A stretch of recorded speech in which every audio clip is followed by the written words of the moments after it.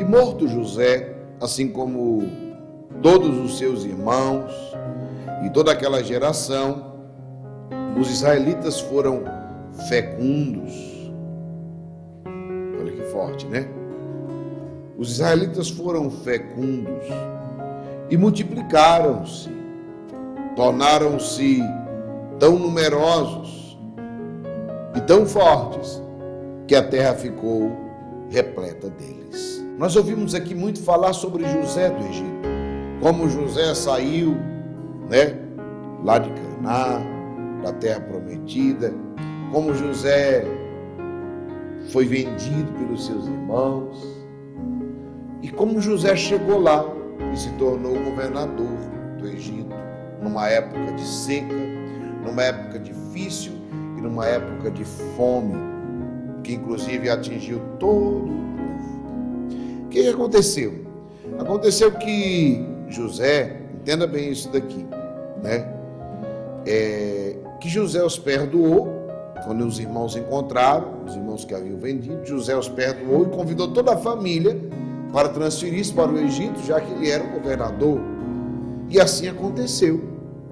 Foi assim que os hebreus foram parar. Porque as pessoas perguntam, como é que os hebreus foram parar nas terras do Egito? Foi assim que eles foram parar naquelas terras.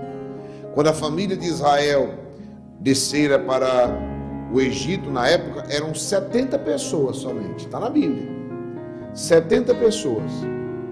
E ao longo dos 435 anos, ou melhor, 430 anos seguintes, eles se multiplicaram como as estrelas dos céus. Tornaram-se um povo numeroso e fortalecido. E eram muito bem-vindos. E eram muito bem tratados, até em honra a José. Tudo que José fez salvou o povo, todo aquele povo. Eles eram muito bem-vindos. Eles eram muito bem tratados. E eles cresceram. E aí pega essa primeira palavra.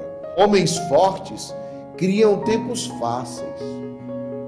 Perceba aí, 430 anos muito bem tratados, crescendo, de 70 eles se multiplicaram, muitíssimos, se tornaram fortes. Então, a força de José, a sabedoria em seu governo, gerou um tempo de prosperidade longo, para uma descendência longa, 430 anos. Entenderam?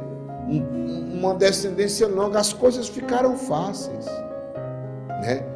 Porque uma coisa interessante, homens fortes, e quando eu falo homens, é homens e mulheres fortes, homens fortes, mulheres fortes, eles prosperam tanto que a sua descendência colhe os frutos. A primeira coisa que eu preciso perceber é isso: homens fortes, homens prósperos, a sua descendência colhe os frutos.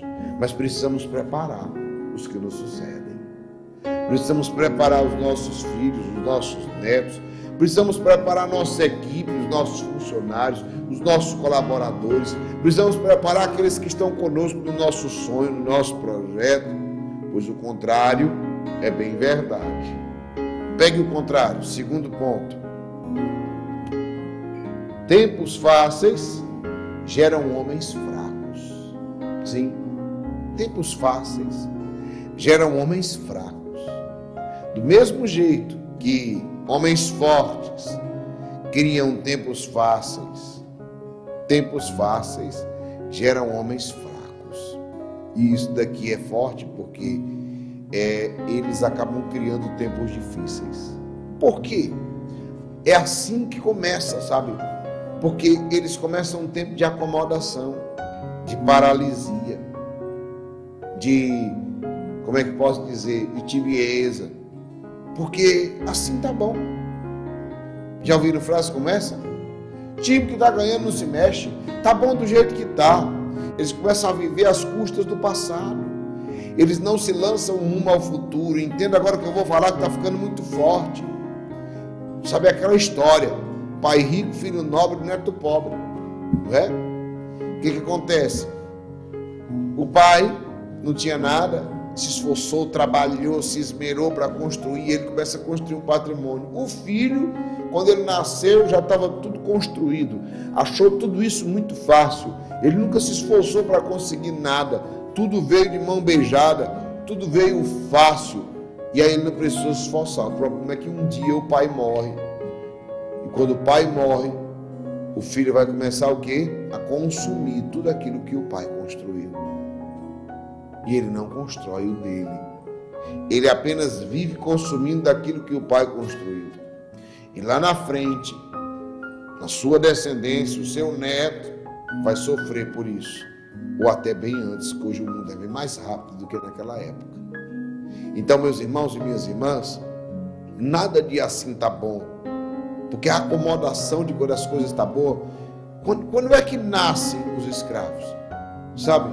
Eles nascem exatamente de um tempo de prosperidade. A gente pensa que os escravos nascem de um tempo de escassez. Não. Os livres é que nascem após o tempo de escassez. Lembre-se que os livres nasceram após o deserto. Então eu quero falar para ti que se a gente não inovar, se não criar, se não se adaptar, se você quer prosperar, todo mundo aqui quer prosperar ou não? Você quer prosperar? E todo mundo aqui já sabe o que é prosperar, é crescer exponencialmente em todas as áreas da sua vida. Precisa acompanhar o movimento do mundo. Tem gente que não acompanha o movimento do mundo, que fica só nessa de, tá bom assim. Esteja sempre um passo à frente. Tem gente que sempre você pergunta, como é que você está? Estou correndo atrás, estou correndo atrás, estou correndo atrás. Não viva acomodado, não viva correndo atrás, comece a correr na frente. É assim que se escraviza. Você se torna escravo desde o momento que você começa a correr atrás, ficar atrás, acomodado com essas histórias de tá bom assim, tá bom do jeito que tá, sempre foi assim. E aí vem o terceiro ponto, é assim que nascem os escravos. Entretanto, olha aqui como é que nasceu a escravidão. Olha como é que esse povo descendente de José ficou escravo. Entretanto, subiu ao trono do Egito um novo rei que não tinha conhecido José. Ora, já fazia muito tempo,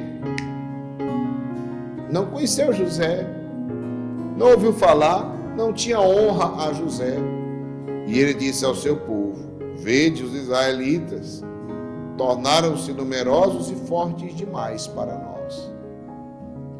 Vamos, é preciso tomar precaução contra eles e impedir que se multipliquem, para não acontecer que, sobrevindo uma guerra, se unam com os nossos inimigos e combatam contra nós e se retirem do país. Eu quero te dizer uma coisa: houve uma mudança, um novo rei. Um novo rei subiu ao trono, ou seja, quando as mudanças se instalam, o medo e a inveja crescem os olhos sobre aqueles que estão prosperando. Por isso que eu digo para você, a escravidão vem sempre depois da prosperidade. Porque o medo, a insegurança e a inveja do novo vai crescer os olhos sobre aqueles que prosperam. Se eles não estão preparados, eles serão escravizados. O povo se acomodou tanto que eles podiam ter preparado. Olha como eles cresceram e se multiplicaram tanto. E eles não prepararam nem a sua própria terra. Eles não pensaram em preparar o seu próprio lugar. Foi que eles ficaram acomodados. Aqui está bom demais. Aqui no Egito está bom demais. Aqui está bom. Nunca diga mais essa história de aqui está bom. Seja um homem, seja uma mulher que tem o desejo de estar sempre crescendo. Sempre em movimento. Até água parada apodrece. Não existe essa de assim está bom. Mas eu já cresci, está bom. Não, mais ainda. Transborde, multiplique, abençoe. Mas como é que nascem os escravos? Através da acomodação. Como é que nascem os escravos? Através da preguiça. Como é que nascem os escravos? Através da falta de esforço. É assim que a gente se escraviza. Como é que um casamento da gente se escraviza? Quando a gente não reage. Quando a gente começa a dizer, é assim que é. O casamento vira escravidão quando eu permito que ele entre nesse clima de fragilidade. O casamento se torna escravidão, a vida profissional se torna escravidão, quando eu digo é assim que é, eu não quero mais crescer no meu trabalho, eu não cresço mais no meu casamento. É assim que casamentos se escravizam, é assim que vidas profissionais se escravizam, namoros se escravizam, emocional se escraviza, e eu começo a acreditar que isso não é para mim, que tá bom assim, tá bom desse jeito e etc. E eu vou dizer para você, não, Deus tem muito mais para ti. Escreva, Deus tem muito mais para mim. Escreva isso agora, Deus tem muito mais para mim. Eu não quero ser escravo. Pode escrever, eu não quero ser escravo. Deus tem muito mais para mim.